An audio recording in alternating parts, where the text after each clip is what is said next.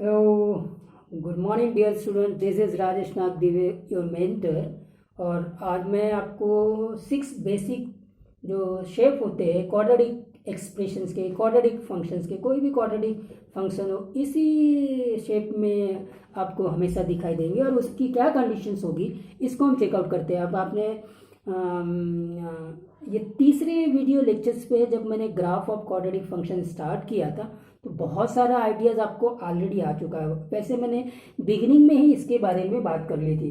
तो जैसे quadratic expression ये होता है y equal to a x square plus b x plus c. इस क्वाड्रेटिक एक्सप्रेशन को समझिए फंक्शंस की टर्मिनोलॉजी में। ये आपका x इनपुट है तो आपका आउटपुट जो है वो a x square plus b x plus c होगा। ये आपका आउटपुट होगा, मतलब ये क्वाड्रेटिक फंक्शन, इस फंक्शन में ये एक्स प्रोसेस होकर इस प्रकार से आएगा।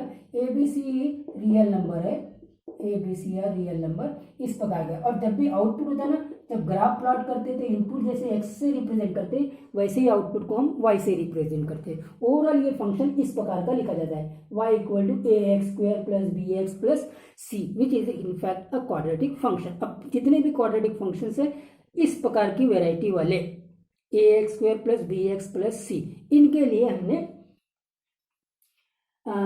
इनके ग्राफ के बेसिक शेप्स कैसे होंगे उसको फाइंड आउट करना है। तो ओवरऑल तो 2 वेराइटीज के ही इसके ग्राफ होंगे, अपवर्ड पैराबोला होगा या डाउनवर्ड पैराबोला होगा, इतना हमको मालूम हो गया। तो पहला चीज इफ ए ग्रेटर देन 0 होगा तो ये होगा अपवर्ड पैराबोला,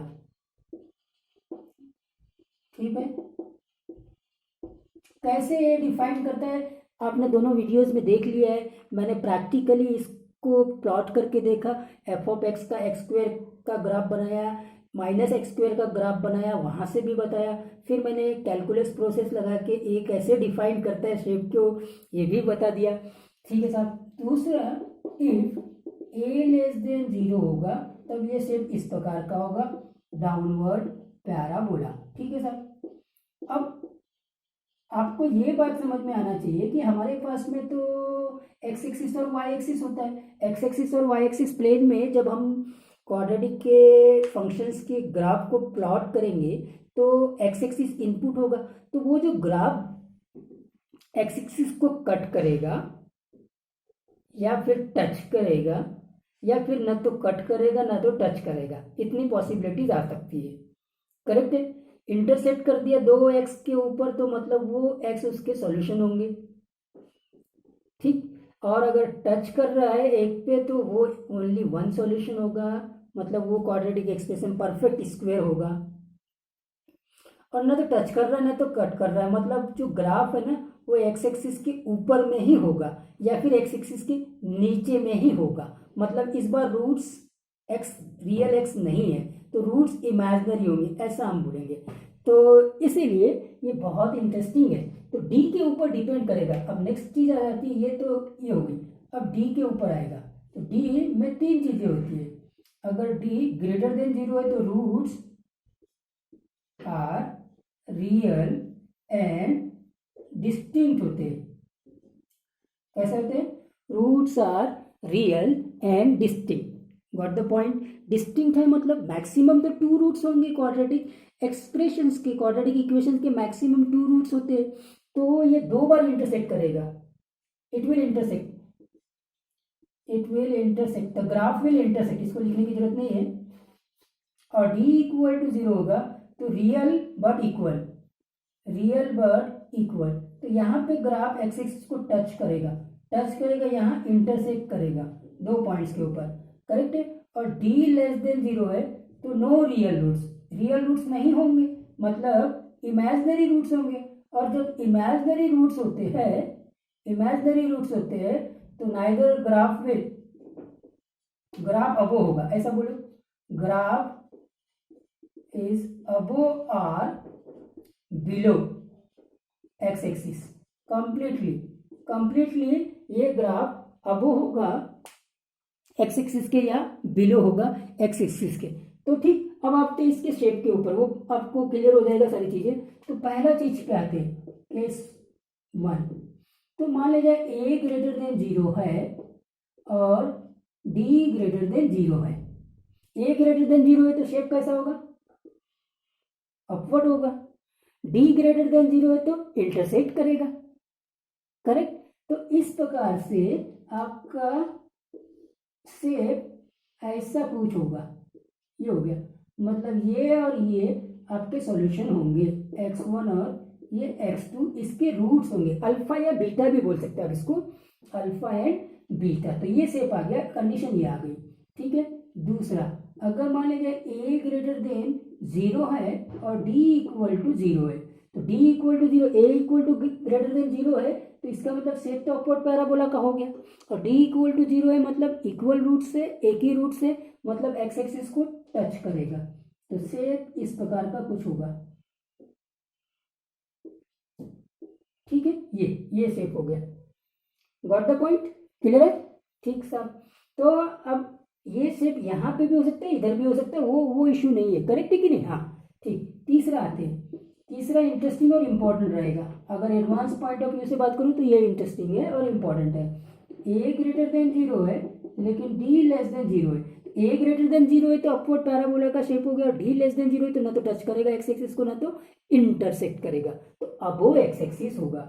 ये आ गया above x axis, something like that. यहाँ हो सकता है या इस क्वाड्रेंट में हो सकता है। तो ये conditions a greater than 0, d less than 0 की हो गई, ठीक है साहब। ऐसे ही 3 वेराइटीज और हम बना सकते हैं जब a लेस देन 0 की होगी। अभी a greater than 0 upward parabola के लिए हो गया। अब डाउनवर्ड पैराबोला के लिए कैसा होगा, आपको सबको ऑलरेडी आइडिया आ चुका है कि इस प्रकार के 3 शेप्स हम डाउनवर्ड पैराबोला में बनाएंगे, ठीक है सर। तो नोट कर लीजिए, डाउनवर्ड पैराबोला में आप खुद भी बना सकते हैं या मैं बना सकता हूँ, बना दिए यहाँ पे, ठीक है सर। चलिए यहाँ बना लेते डाउनवर्ड पैराबोला का। तो फोर्थ केस में आते हैं, जब a नेगेटिव है और d ग्रेटर देन 0 है, ठीक। a इस बार नेगेटिव है, a नेगेटिव है मतलब डाउनवर्ड पैराबोला है, और d ग्रेटर देन 0 है मतलब रूट्स इस बार पे रियल है और डिस्टिंक्ट है, मतलब वो इंटरसेक्ट करेगा, शेप समथिंग लाइक दैट ऐसा होगा, ठीक। ओके, फिफ्थ केस में आते हैं, ए नेगेटिव है और डी इक्वल टू 0 है। तो ए नेगेटिव है इसका मतलब डाउनवर्ड पैराबोला है, और डी इक्वल टू 0 है मतलब टच करेगा एक्स एक्सिस को, इस प्रकार का शेप बनेगा, ठीक है। अच्छा, और फाइनल केस पे आते हैं, 6 वाला केस आ जाते हैं, जब ए जो है आपका नेगेटिव है और डी भी नेगेटिव है। ये इंटरेस्टिंग है, इंपॉर्टेंट है एडवांस पॉइंट ऑफ व्यू से। अब क्या हो गया, ए लेस देन 0 है तो डाउनवर्ड पैराबोला होगा, और डी लेस देन 0 है तो रूट्स इमेजिनरी है। रूट्स इमेजिनरी मतलब जो शेप होगा, जो ग्राफ होगा, वो न तो एक्स एक्सिस को टच करेगा न तो एक्स एक्सिस को इंटरसेक्ट करेगा, गॉट द पॉइंट। तो फिर कहाँ होगा, तो वो बिलो एक्स एक्सिस होगा। अब इसको कई कंडीशन से हम बोल सकते हैं, यहाँ अब बहुत सारी चीजें आएगी, नोट कर लो। तो नोट कर लीजिए, वीडियो को पॉज कर लीजिए और नोट कर लीजिए, ठीक है, फाइन। तो स्टूडेंट्स यहाँ जो इंपॉर्टेंट पॉइंट्स रहेंगे ना वो ये रहेंगे, ये वाला केस और ये वाला केस। इसको मैं फिर से एक्सप्लेन करता हूँ, ठीक। इसको कैसे एक्सप्लेन किया, देखिए, एक तो ये केस बना और दूसरा ये केस बना, ठीक है। ये कंडीशंस क्या है, बोलो कंडीशंस क्या है, a ग्रेटर देन 0 और d लेस देन 0, ये कंडीशंस है। इस कंडीशन में क्या हो रहा है आपको बताता हूँ कि यहाँ पूरे आउटपुट से रेंज निकालने वाली बात हो चुकी है, खत्म। यहाँ ये तो वर्टेक्स होगा, ये पूरे आउटपुट जो है, आउटपुट देखो y की वैल्यू, y मतलब आउटपुट देखो, here y is always positive, even not equal to 0 है ना, तो देयरफॉर y इज ऑलवेज। तो ये इनइक्वलिटी के प्रॉब्लम्स आपको सॉल्व करने पड़ेंगे, मतलब ax² plus bx plus c is always positive, ये क्वेश्चन बनेगा। और दूसरा इसमें आते हैं, यहाँ कंडीशंस क्या है, यहाँ कंडीशन है a is less than 0 and d is less than 0, लेकिन अब आप यहाँ देखेंगे, यहाँ जो भी y है, ये y इस पॉइंट पे ये y, इस पॉइंट पे ये y, सिर्फ जितने भी y है वो हमेशा नेगेटिव है, y इज ऑलवेज नेगेटिव। तो अब ये कन्वर्स इनवर्स दोनों में पूछ सकता है ना, कि y हमेशा नेगेटिव कब होगा, जब a less than zero, D less than zero होगा तो y नेगेटिव होगा ऑलवेज। किसी भी इनपुट के लिए, कोई भी इनपुट के लिए y हमेशा नेगेटिव होगा, चाहे कोई भी रियल नंबर का इनपुट आप x फंक्शन में डालिए तो आउटपुट हमेशा नेगेटिव होगा जब a लेस देन जीरो और d लेस देन जीरो होता है। a ग्रेटर देन जीरो है, d लेस देन जीरो है तो y इज ऑलवेज पॉजिटिव, ये होगा। तो ये क्वाड्रेटिक इनइक्वालिटी को सॉल्व करने के टाइम पे आपको बहुत हेल्प करेगा। चलिए अब कुछ प्रॉब्लम्स को मैं देखता हूँ, फिर ये क्वाड्रेटिक इनइक्वालिटी को सॉल्व करने वाले प्रॉब्लम्स का मैं एक अलग से वीडियो बना दूंगा। तो अगर मान लीजिए मुझे इसका प्रॉपर शेप बनाना है, draw graph of y is equal to x square minus 7x plus 10। तो देखो इसको फैक्टराइज करने पे आपको दो रूट्स मिलते हैं, x इक्वल टू 2 और x equal to 5, isn't it? 2 और 5 से अब देखो a इज इक्वल टू 1 है, a इक्वल टू 1 है, इसका मतलब ग्रेटर देन 0 है, मतलब पैराबोला अपवर्ड होगा, सपोज करो ये 2 और ये 7 है तो इस प्रकार का ये 2 और 7 से कट होते हुए चलेगा। ये तो आपका मिनिमम वैल्यू दे देगा वर्टेक्स, जो आप -b/2 है -b/4 से निकालेंगे और ये आपकी मिनिमम वैल्यू होगी। अगर रेंज ऑफ फंक्शंस की बात करेंगे तो यहाँ से लेते हुए रेंज ऑफ फंक्शंस की बात करेंगे तो -d/4 से प्लस इंफिनिटी तक आप जा रहे हैं।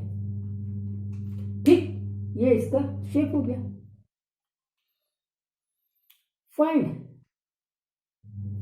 चलिए दूसरा क्वेश्चन का शेप आप बनाइए।